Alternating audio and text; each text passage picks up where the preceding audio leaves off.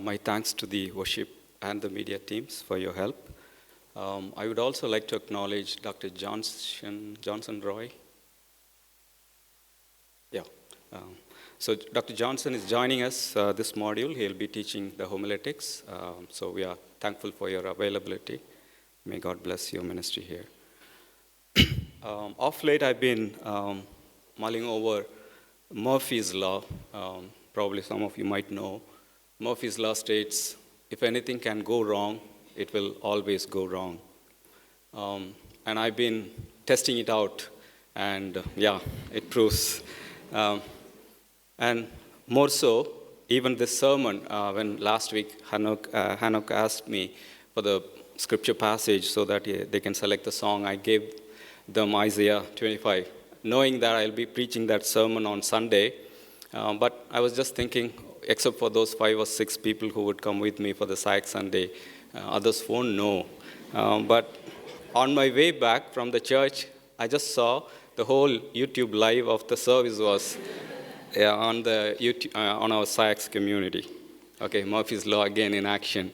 But it's not just in our lives, but I think in the life of Israelites at this point when Isaiah was prophesying, it was more so true because Isaiah comes into ministry when around 740 BC, and he begins his ministry. But then within 20 years, by 721 BC, he would see the destruction of the northern kingdom, Israelites, that constitutes 10 tribes out of the 12. And who are these people?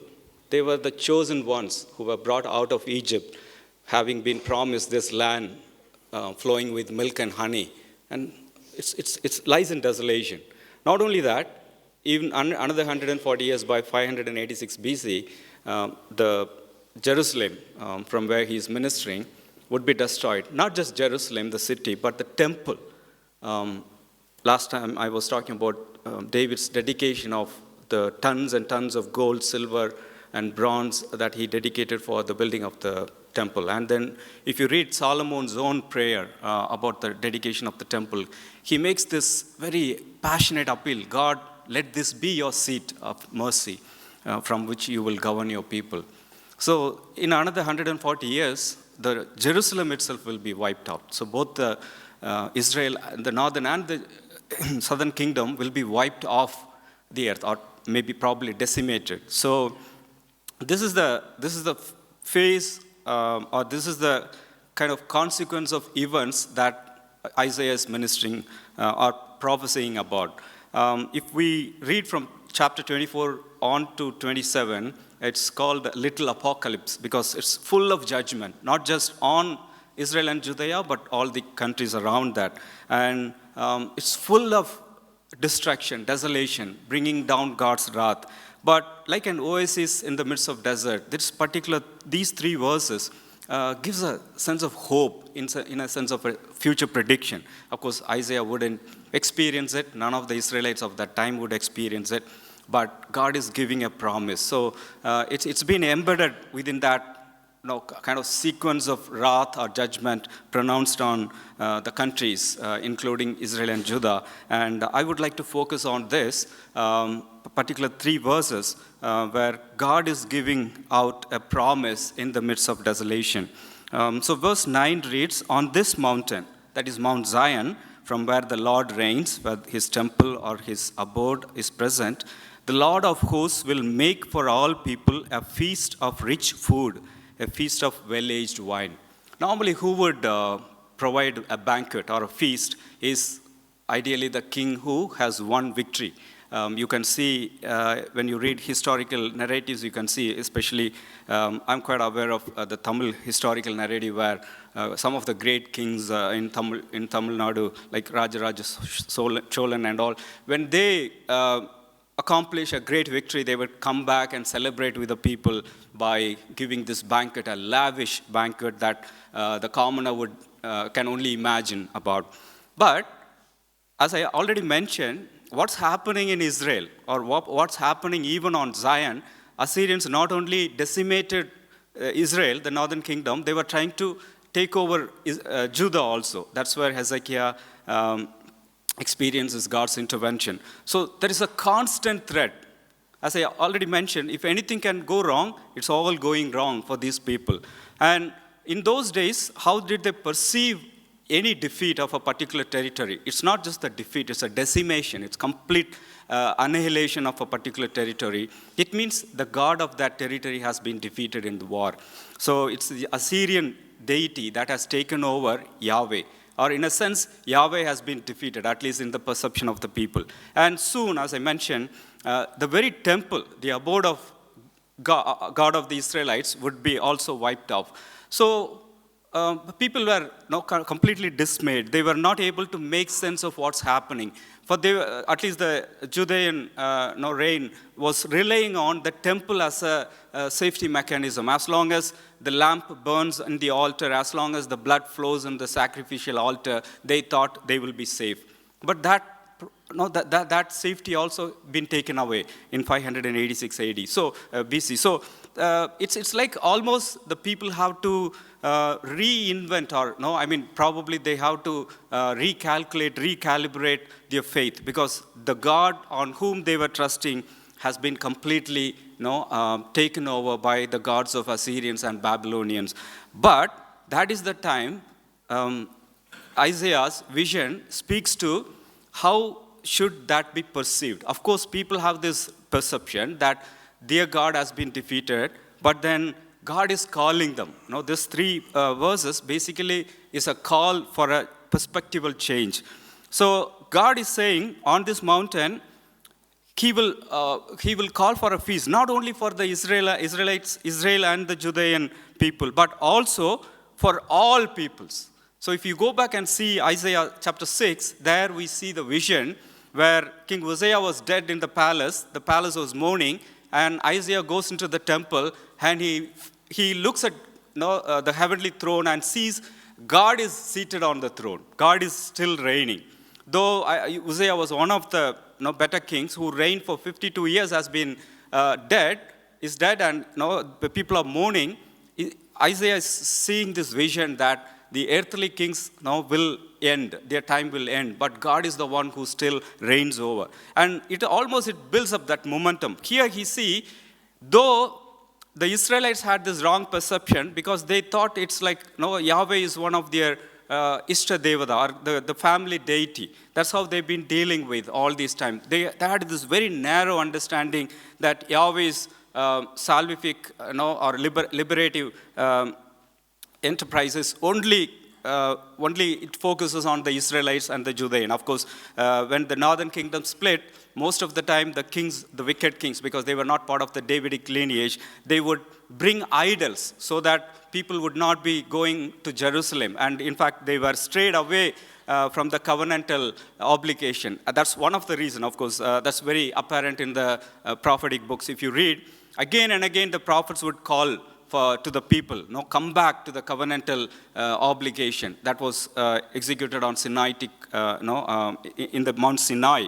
And but people have forgotten. Of course, it is an outflow of God's wrath because the covenantal obligation has been forsaken. But beyond that, we also see people have this understanding. They had a relationship with God only in terms of a transactional relationship. So they come to a point that as long as they could appease Yahweh by making sacrifices, by bringing the routine offerings into the temple, as long as they keep the lamp, figuratively and also literally, the lamp burning on the altar, Yahweh would protect them. But that completely has been taken out, and God is asking them or challenging them or throwing them out into the open to recalibrate their own understanding of Yahweh. So who is this Yahweh? This Yahweh is not just the God of Israelites or the Judea, but He is the God of all people, and He is going to bring all people onto Mount Zion. Again, I don't want to take it in a literal sense, in a figurative sense, because though God's temple is in Mount Zion, but God reigns over the earth. So Mount Zion represents God's throne, both in heaven and on earth. And from there, He's making out this appeal to all people to bring them into this banquet. But we also know that the banquet, in one of the parables, Jesus talked about unworthy participant in the banquet. So people are coming, flocking from every corner of the world. But in order to make them worthy of this banquet, what God is doing, the next verse says, and he will destroy on this mountain the shroud that is cast over all people, the sheet that is spread over all nations. So there is a veil or a shroud that's covering their eyes, including the Israelites, not seeing God as the God of everything, not to look upon God as one of their Ishta Devata, the family deity, but to perceive God in his true magnificence, in his true scope of a cosmic redeemer. Because if we see Isaiah, gradually you can see that Isaiah is building this momentum, establishing God as one who is beyond this territorial notion. And then starting from chapter 40 onwards, he would say, only there is one God, that is Yahweh. All other gods are mere idols. Of course, you probably would know the word henotheism, meaning that the initial understanding was Yahweh is supreme among all other gods. That's why they had this notion when other territorial gods take over the Israelite territory, then they thought Yahweh is being defeated. But from 40 onwards, you can see a strict monotheistic understanding that there is one God who is Yahweh. And who is this God who reigns in the heavenly throne and who is also the God of all people, who would bring his salvation and who will invite all people from all across the corners of the earth onto his banquet. So in order to make them worthy of this banquet, God is going to destroy the shroud or the covering, or the veil that's over their face, and also will remove the sheet. So people have forgotten the covenantal obligation or covenantal relationship, right? So that was given in Mount Sinai and then followed up in Davidic covenant, and further on to, of course, it builds upon Abrahamic covenant. But people have forsaken that, and people have conceived God in their own image, and they thought this is how God operates in a transactional sense, and they started having a transactional relationship, and everything falls apart. But now, God himself takes the initiative. That's the beauty of God's covenant. You and I, at least within the Christian understanding, you and I don't seek out God, but it is rather God seeking us. And of course, when they were crying out in Egypt, they were merely crying out because it was 400 years after they were settled down in Goshen. And probably they forgot about who is this God of their forefathers, Abraham, Isaac, and Jacob. But even at that time, God himself comes into the picture, and he introduces, I will be their God. He tells Moses, go and tell that I will be their God and they will be my people. So God started in covenantal relationship, and people have forgotten the covenantal relationship or the obligation. And now, again, God is reinstituting that covenant. Of course, we also need to look at it from a Christological perspective. So that same covenant was followed through in the new covenant, where Jesus himself comes and reveals not just the will of God, but the full character, the very aspect of God's relationship with us. So at this point, when we look at our own life, are we still holding on to the initial covenantal relationship to which God called you and me? Of course, we won't be here. I'm very sure we won't be here unless you and I have, probably we may not have used the word covenantal relationship, but we received a call from God. That is part of the covenantal relationship that God initiated you and me into that relationship. It is he who initiated. But along the way, have we forgotten? So the people started constructing God. In fact, one of the very interesting book is by Z.Z. Phillips, who says, your God is too small. Because we can start constructing a God of our own image. And then we start relating with that God rather than the God who sits on the heavenly throne, who reigns in eternity. So today, if any veil is over our face, if any sheet is covering our perspective from not seeing who God is, to give a perspective, one of the things I do consciously is to look at this YouTube video where no, it starts probably, you can start from Sayax, and when it moves up and up and up and into the expanding cosmos, of course, probably you might know, the cosmos is expanding at a rate that even if we travel at the speed of light, we will never catch the end of the universe. That's the scope of that. And not just the Earth, even the solar planetary system cannot be pinpointed with a no visible or even a no micro point. That insignificant you and me are. That insignificant you and me are in this world. And that is the God we are talking about, the God of the cosmos.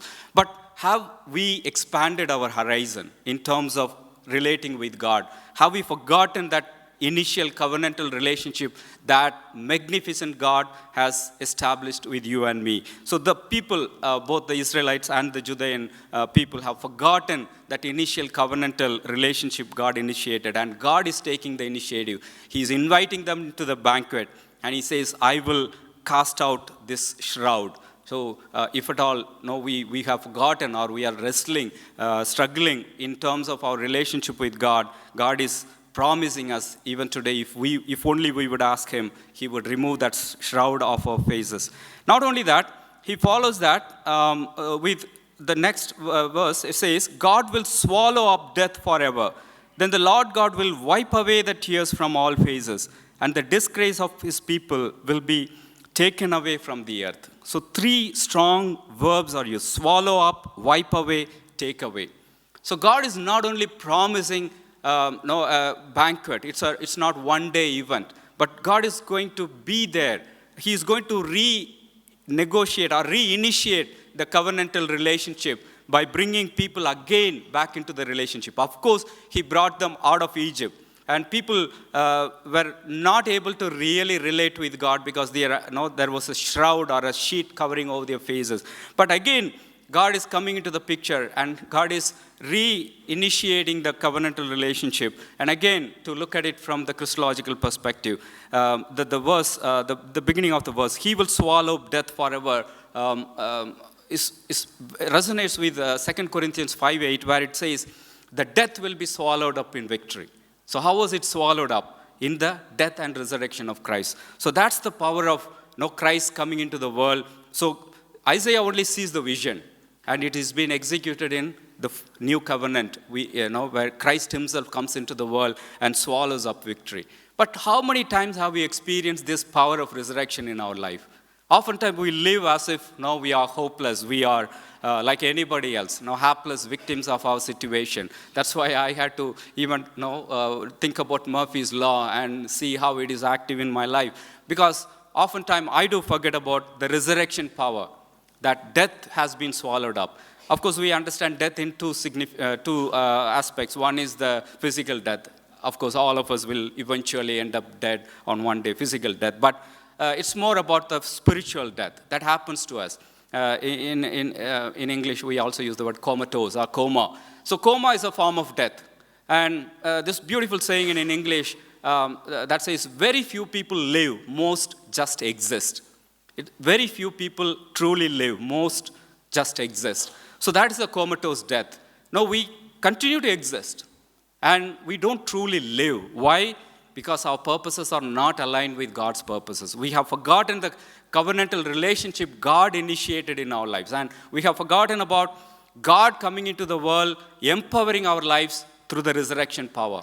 So if that is the kind of life, probably everything may go well with you. Probably you may think you are accomplishing something in your own efforts, in your own merit.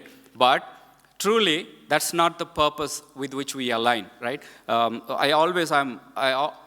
puzzled by people like Michael Jackson, Marilyn Monroe, even recently Sushant and others, whom probably many of us would look up to. Oh, I really want to be 10% of what this guy has accomplished. But at the pinnacle of their life, whatever point of life, they just see no purpose in their life. No, they just end up taking away their life through drugs or some other means. So why is that happening? Because they just exist. Probably from the outside, you and me may think that they are at the pinnacle of their life. They are living their life. No, they merely exist. Because the true purpose comes to our life only when we are aligned with our Creator. That's where the true purpose is. And probably you might know about the Hollywood, Bollywood celebrities, the abuse of the drugs. It's a very common way of life because they can't face life in its reality. They can only on the screen. They can't really face life. They have to numb their sensibilities. So that is not life. They are existing. The world may applaud them for whatever they have accomplished. But how is our life? Are we going through a comatose form of life, where we just exist? If that is the case, God is asking us, first of all, to, as He renews the covenant, let's come into God's presence, ask God to remove the shroud that clouds our eyes, clouds our mind, and ask Him to take away that sheet away from our lives so that we'll be able to experience the power of resurrection. Not only that, it says God will wipe away the tears from our faces and the disgrace. The songs we sang, both of them had the word disgrace. So that's one of the things that normally torment us, right? We compare ourselves with others, and we oftentimes, we set standards, and we always think we have never met the criterion which we have set for ourselves. And a sense of shame and disgrace kind of stifles our life oftentimes. If that is the experience you and I are going through, then God is saying, if only you would come back into this covenantal relationship and accept the power of resurrection of Christ in your life, I'm going to wipe away your tears. I'm going to remove this disgrace. And of course, Job went through that phase. For so long he was crying out to God, how can you do this to me? And he didn't get the answer. But what God did restore him when he acknowledged that, I don't understand.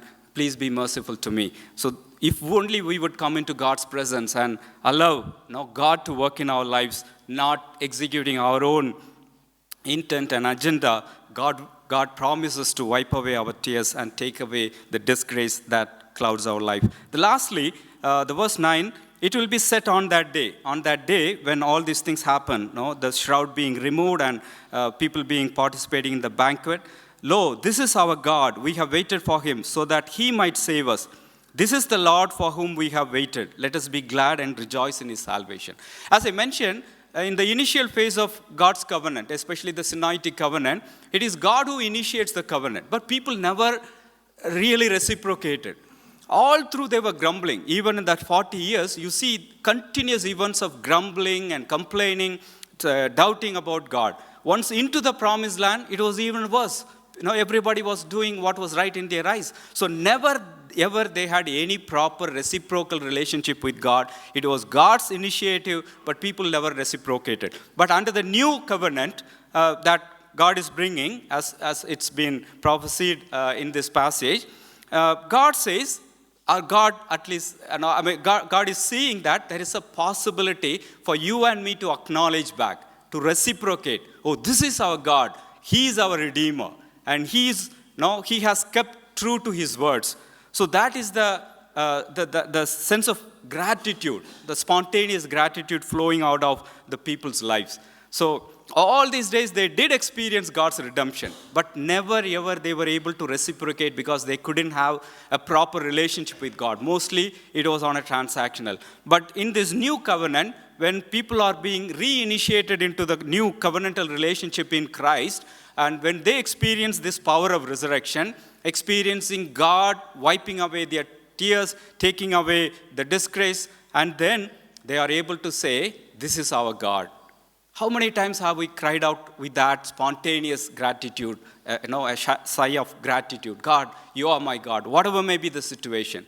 I wouldn't be seeing how Murphy's Law is in action. But beyond whatever happens around my life, I still hold you as the eternal God who has initiated me into this relationship. And I will continue to trust you because you have promised to wipe away my tears. So the people are coming into that form of relationship.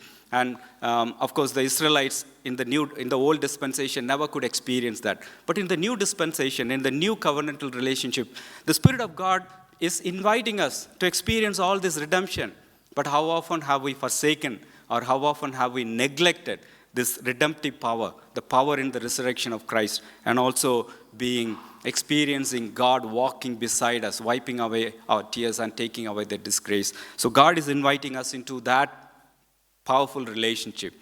It's almost like now you can think about the power sockets, the spiritual power sockets are available for us, but we are not plugging in. We are being drained out of our battery. We continue to run on our own battery, finding life miserable, finding and complaining and grumbling. But God is asking us, inviting us to plug back into the power sockets, into this power of resurrection coming into our life. So may God give us that grace as we continue to reflect upon our life, that may God give us the power of resurrection every day in our life, that whatever may be the situation, if things can go wrong, let it go wrong. But the God whom we are following can never go wrong. Will that be our life principle, a life purpose? When we align with that purpose, then we get the true purpose, and our life God will lead forward into the new phase. Shall we look to God in prayer? Gracious God, we thank you for this verses through which you have spoken to me. Thank you for Isaiah's vision in spite of catastrophic events all across. Lord, he is able to see this vision and to see the power, your power being manifested. You're the God who is inviting us, reinitiating us into a covenantal relationship. You are the God who is going to swallow, you are the God who has swallowed death on the resurrection of Christ, O God. You are the God who is promising to wipe away our tears and take away the disgrace.